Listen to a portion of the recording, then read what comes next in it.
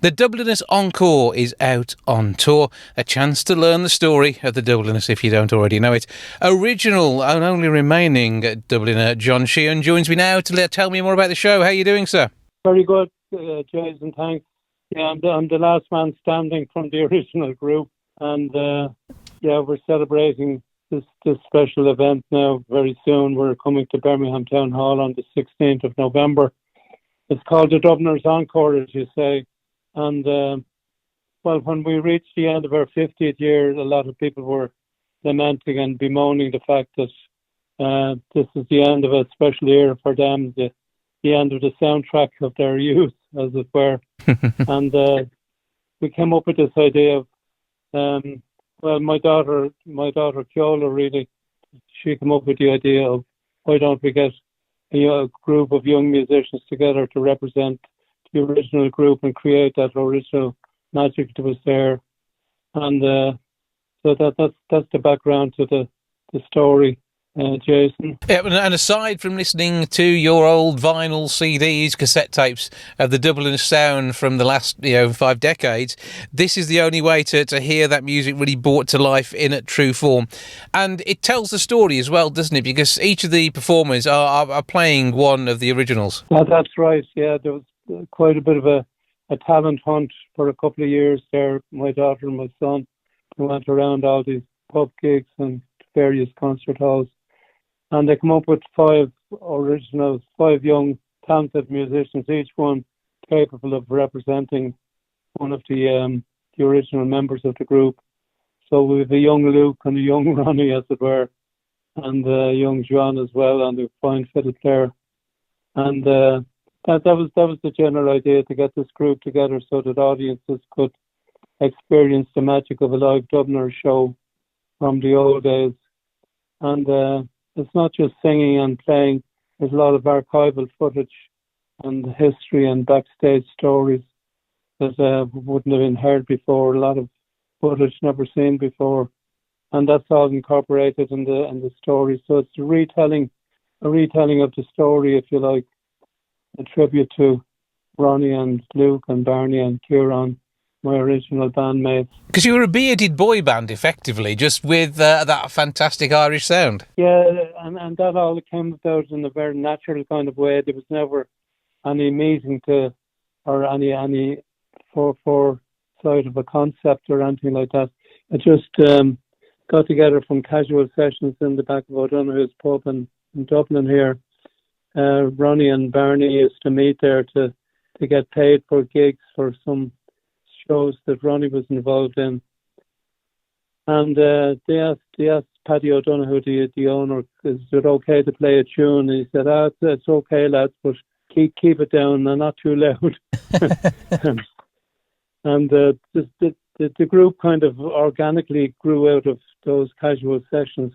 People came along and promoters started offering money, and we said, getting money for what we enjoy doing anyway, sure, this is the life.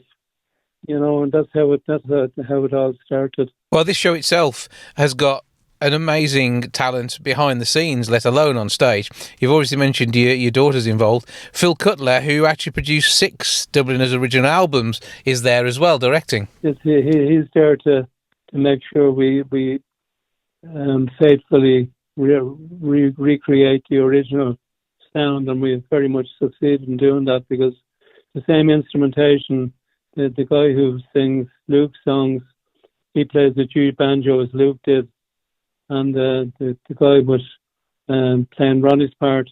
He just had that natural bass voice.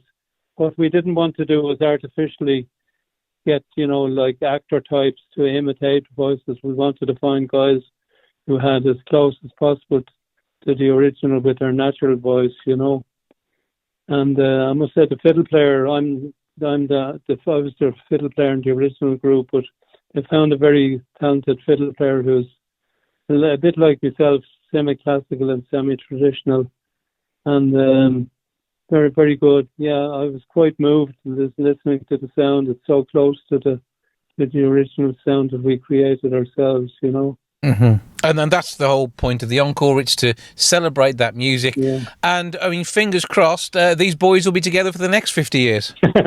You never know. Well, if they last 10, we'll be doing well. They'll outlive us. They'll outlive me anyway, I'm sure. Well, 50 years of amazing songs brought into one stage show. And that means it must be quite difficult choosing what to leave out because you've got such a prolific back catalogue. It can't have been easy choosing the tracks. That's true enough, yeah. We spent quite a bit of time. Well, a mixture of making sure that the kind of hit songs, if you like, the likes of Seven Drunken Nights and The Wild Rover and Black Velvet Band and Whiskey in the Jar, they're all there, as well as a few songs of Phil Coulter's, The Town I Love So Well and Born After Simplicity. We had Phil to pre-record the piano part for his songs, and we have a singer live on stage with a recorded film of Phil accompanies his own songs on piano. We have the whole backstage is filled with video screens incorporating a lot of the scenes and history from past times, Well, displaying the global legacy, because with the music that you've produced, and your fiddle playing is legendary in itself, let alone the rest of the band.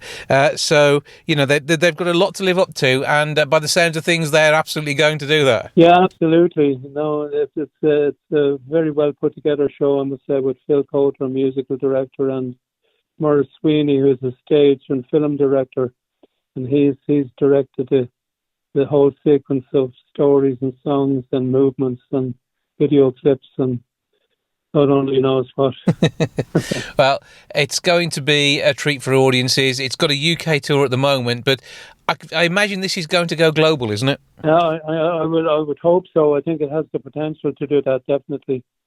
But we're in Birmingham, I think, on 16th of November in the Town Hall. That was quite a stomping ground for the original group. We played there many times, and happy memories of Birmingham.